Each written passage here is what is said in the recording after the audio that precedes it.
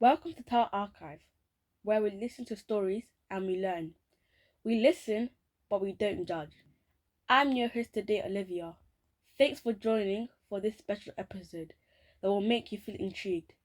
Sit down or lay in bed and relax, ready to enjoy the lovely story and learn life lessons. Please remember to subscribe, like, comment, and share. Thank you. Today's story is about the man with the world's largest hands.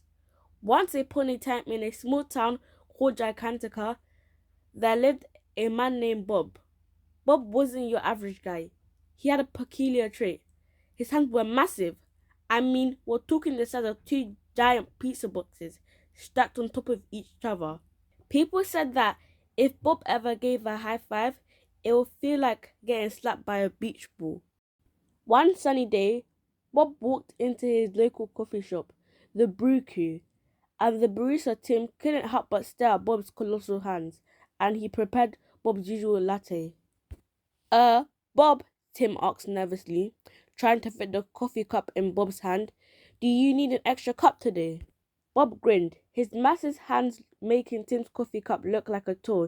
Nah, Tim, one cup's enough, but thanks for thinking about my special needs. As Bob walked out, the entire coffee shop erupted in laughter, not because they were mocking him, but because over the years, Bob had become a local legend. His giant hands were known to be both a blessing and a curse. One afternoon, Bob decided to visit his friend Sarah's bakery. She had asked for his help with a new product, a jumbo-sized croissant. Bob, I need your expertise, he said, with a grin. I can't shape this pastry to save my life. Well, luckily for you, Sarah, Bob said, winking.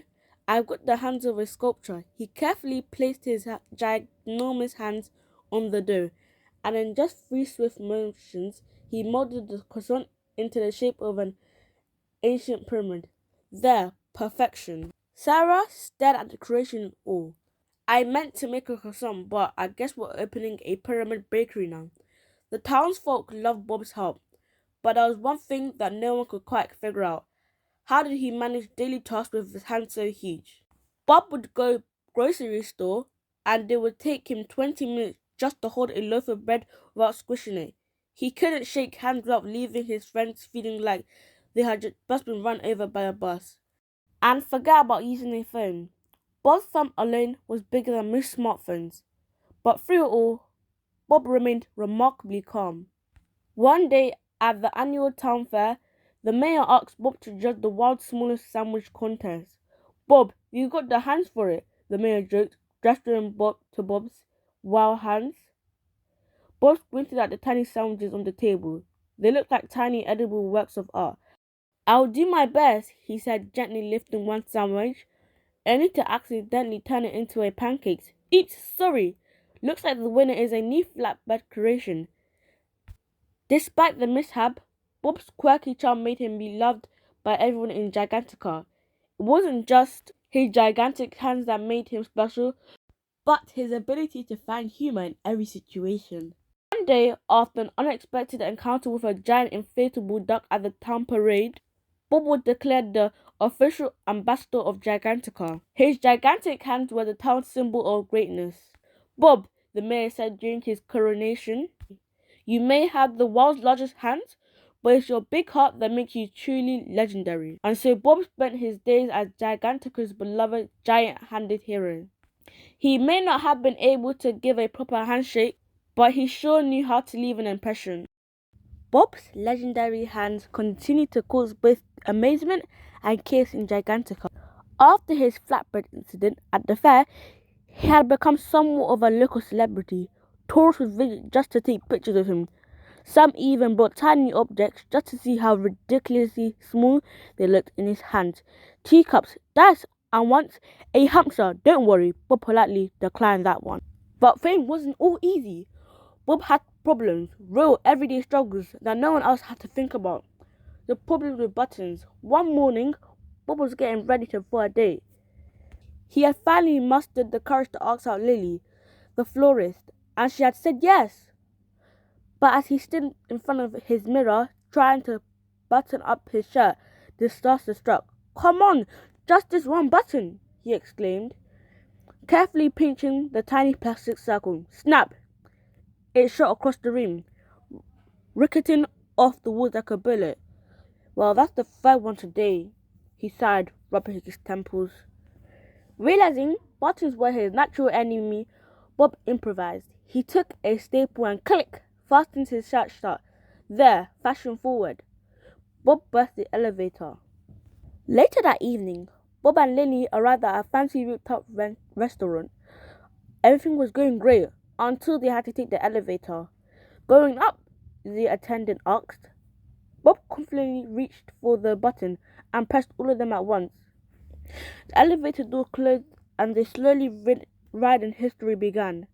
First, they stopped on the second floor, then the third, then the fourth. It kept going. Guests shuffled in and out, glaring at Bob, who sheepishly stuffed his giant hands into his pocket. Sorry about that," he mumbled. By the way, when they reached the rooftop, Lily was laughing hysterically. "I think you just invented a scenic elevator ride experience." Bob grinned. "All part of my plan. The Great Soup Catastrophe." At dinner, Bob tried to be as delicate as possible, but using tiny restaurant utensils was like trying to eat spaghetti with tree branches. As Lily talked about her love for flowers, Bob carefully lifted a spoonful of soup, but his hands twitched, and suddenly the soup wasn't in his mouth. It was everywhere. Lily gasped as a tidal wave of tomato juice hit her dress. The waiter nearly slipped. A child at the next table screamed, "Mummy, it's the soup monster!"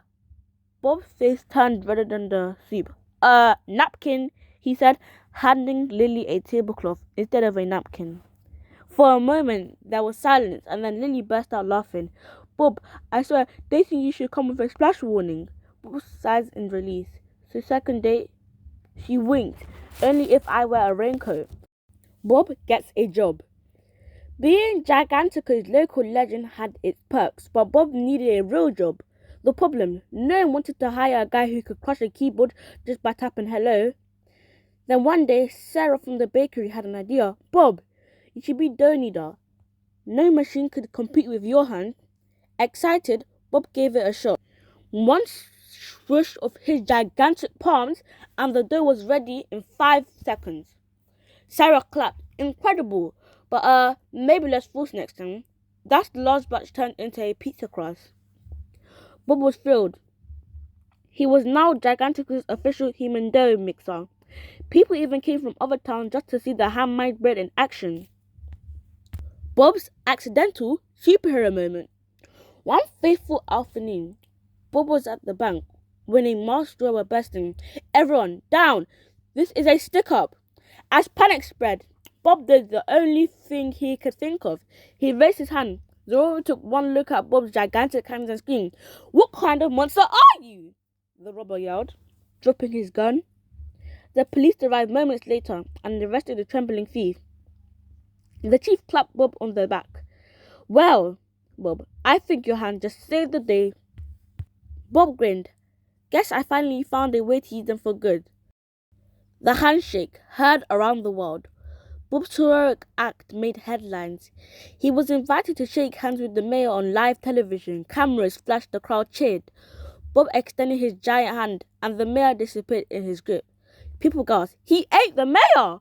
Wait, he's fine." Bob quickly let go, and the mayor stumbled out, dazed but unharmed. And so, Bob's legend only grew. The town of Gigantica even made a statue of his enormous hands, and people came from all over just to high-five it. Because at the end of the day, Bob may have had the world's largest hands, but it was his big heart that truly made him stand out. And yes, Lily stuck around. She even got him a custom spoon, the extra large kind.